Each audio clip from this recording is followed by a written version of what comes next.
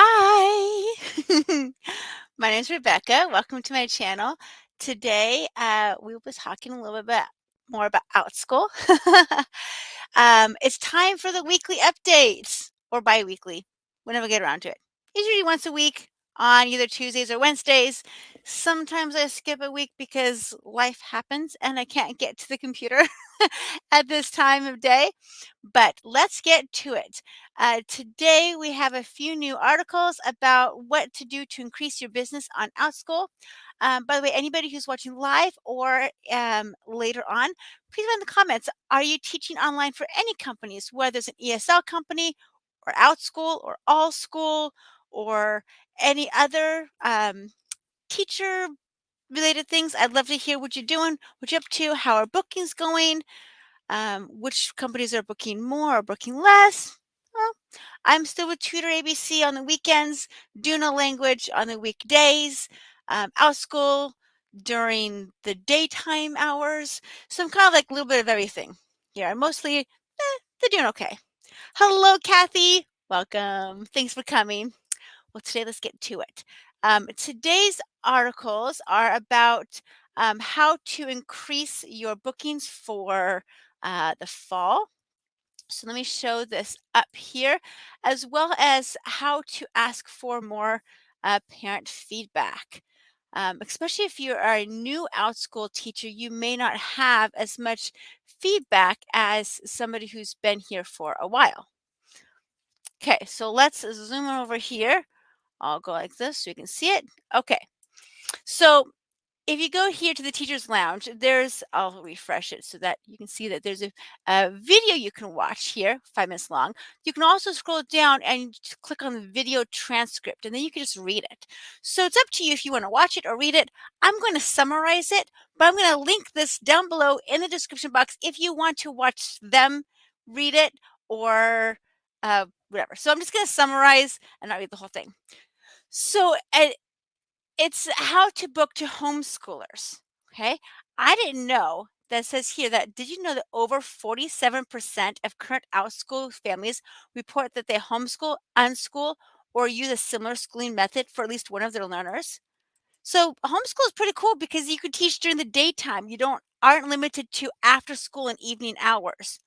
For the people who are in school during the day, then they want like tutoring after school. It's great to offer that because there are students who do go to school, like my daughter. She goes to school, she comes back, and then she does tutoring in the evening. So you want to accommodate to them as well. But with almost half of the students on Outschool are either preschoolers who aren't in school yet, or they homeschool or unschool or anything like that. They're home during the day. So you can teach classes in the middle of the day, or you can try to. Okay. And especially with summer coming, who's in school in summer? A few people are, but not everybody, not as much as during the fall and spring. So you can start doing some summer things and then anticipate for the fall. Because here we anticipate that semester, short term, and ongoing classes will be in high demand, especially full curriculum classes. Okay, so what is full curriculum? Did you know that 12% of all bookings on Outschool in January were for full curriculum or semester classes? I didn't know that. So they're expecting to be higher than that. So full curriculum. This is kind of, I've been seeing this around, but wasn't quite sure exactly what it is. So let me know, what is your thought when you hear full curriculum? What do you think of? Um, so here it says full curriculum does not mean you teach all subjects all day. In fact, teachers tell us they look for different types of semester and full curriculum classes. So at first you might be thinking full curriculum, like pandemic time, where you have like I don't teach fourth grade, but let's say I'm a fourth grade teacher and I'm going to be in the computer for 8 hours a day. I'll teach math, I'll teach science, I'll teach reading, I am their teacher for an entire day, every single day, like that is during quarantine and that virtual learning. No, that's not what this is here. Okay. This is what I imagine this is that I would be the math teacher and I would teach math to whatever grades I want to teach math to. And some other teacher would teach English to whatever grades they teach English with. So then the parent will come by and go, okay, I want Rebecca for math. I want so and so for English. I want so and so for science. And so they can choose their teachers for that subject. But me, as like, say, the math teacher, would do the full curriculum of math for that semester. So I would be the math teacher for this student. Okay, that's what I imagine for curriculum being. It means that I would teach the full thing, not just I'll teach some fun math here and there. Like I would teach math that is full and inclusive and tells them everything they need to learn for that semester. Um, and maybe the parents want to have different teachers for different subjects, kind of add some variety to it since they can. So here it is. Okay, let's see if we can unpack this. A high frequency subject focus is one of the more popular full curriculum styles with families. Many parents said they seek single subject daily classes for their learners. This could be something like daily fourth grade math class or daily English tutoring. So they are thinking of daily. So let's say I would teach math every day at 9 a.m. I would see the same students every day at 9 a.m. for the semester, and I would teach them everything math related. And then at 10 a.m., they would go see a different teacher for English. And then at 11 a.m., they'd go see a different teacher for Spanish or whatever they want to do. So they get to choose, but they're thinking of daily, not like once a week ongoing. They're thinking more like multi-day class, or at least a couple times a day, or a couple times a week. So, a more holistic full curriculum approach can also be to teach multiple subjects within the same class that meets daily or weekly. So, let's say you want to do math and science together. So, you can kind of combine things together and meet daily so that they get both math and science. You can split it up if you want to. So, if you teach classes like that, they recommend putting this in your class description. Okay. So, um, if you teach a full curriculum class, make sure you include some kind of homework or other assignments, just like they would in the school setting. Show how and when you provide feedback to the learners and the parents. What assessments or grades will be given in class. And a week by week breakdown of the class curriculum, including the standards, the grade aligned standards, if they apply to your subject. That's a big draw for homeschool families. Plus, don't forget to add the phrase full curriculum to your class listing as well. So the parents know this is a full curriculum. If you come here, you can say that you've passed fourth grade math or whatever it is. I'm just using that as the example. um, so to help you take advantage of this anticipated demand, here are the four most popular motivations that parents told us to inspire them to choose semester or full curriculum classes. Okay, here's what they're looking for. One is they want to outsource their child's learning for a subject or grade level, including assessments, assignments, and a full curriculum. So they don't want to go to school for math, they want to go to Outschool for math. Okay. Number two is they want to track your child's learning progress, transcript, or portfolio over time. So it's not just like, okay, fun games from this. They want to see how's my student progressing and getting better as the semester goes on. Three is I want to inspire my child to love and be motivated to learn. So they're going to find a teacher who really motivates them in that subject. And four, I want my child to experience the socio emotional and educational benefits of a live online learning platform that promotes socialization. So, I mean, they can learn this math on YouTube, but it's not as fun as being in a class, interacting with your fellow students, interacting with your teacher, having that one on one thing, having that kind of fun connection, even if it is online. Okay, so that's the full curriculum. If you think that you can want to do that, go for it. I'm trying to decide if I want to or how to make that work. I would have to probably bring out some of my old curriculum books that I have to kind of put together a syllabus, a lesson plan for the semester to make sure that it meets all the standards. I think this would be kind of easy if you're already like a brick and mortar teacher and have taught that subject for so long. You kind of know what the standards are. You can just kind of put together your own curriculum to do that.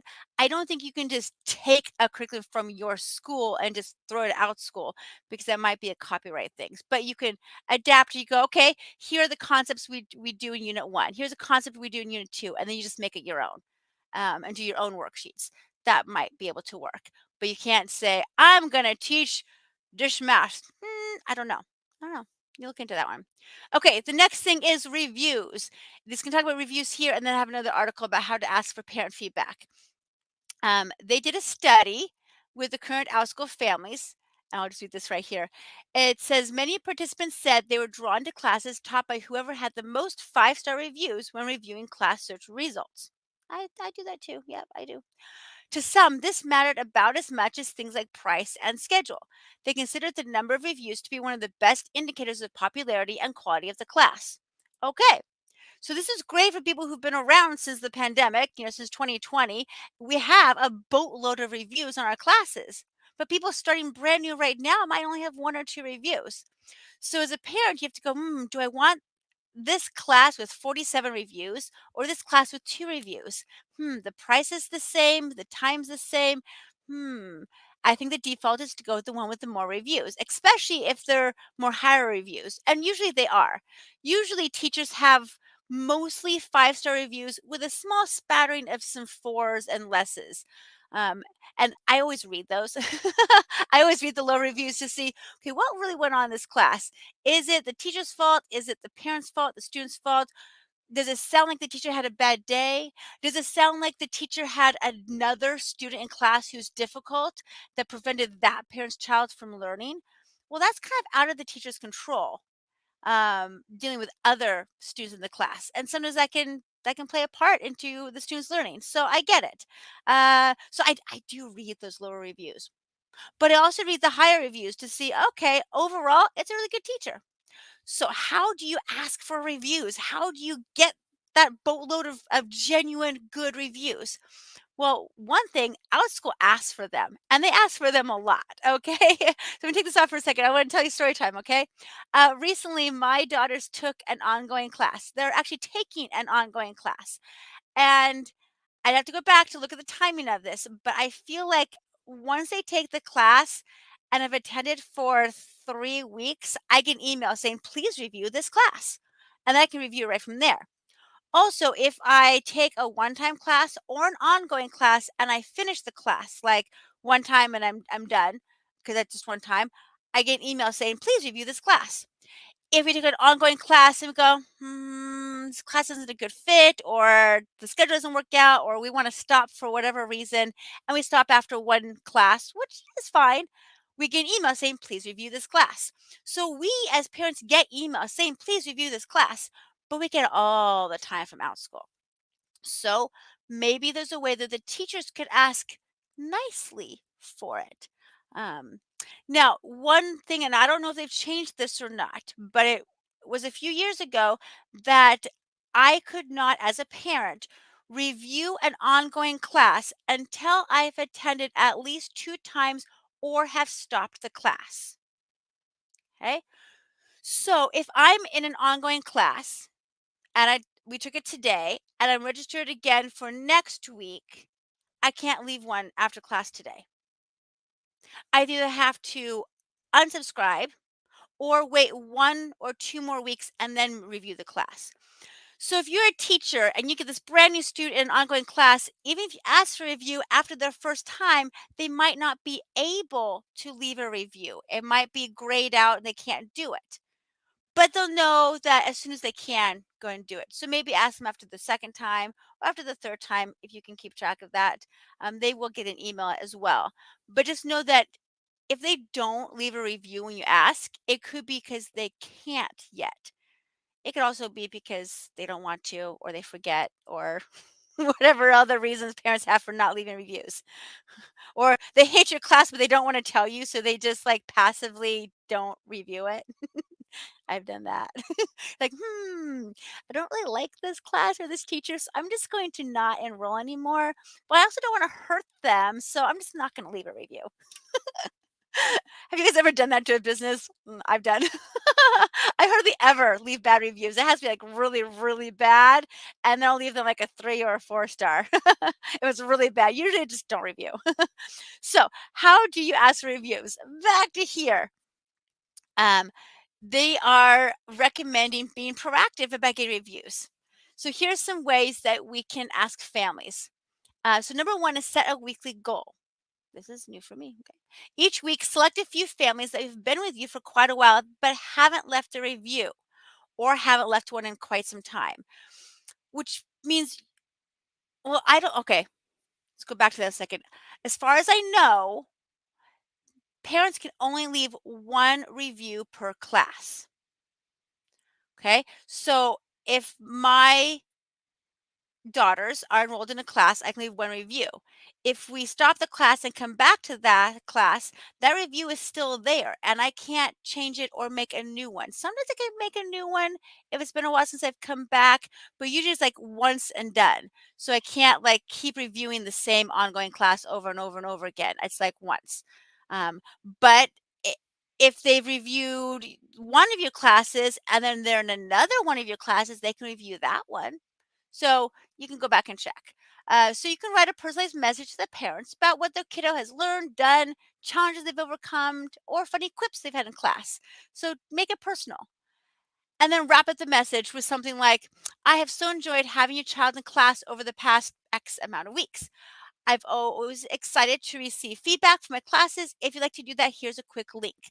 And make that link there. Make it super easy for them to click and leave a review, just like as easy as you can, or tell them where to go. Now, making this weekly task that you do on the same day, same time, will help you stick with the system, brings you more reviews in the long term.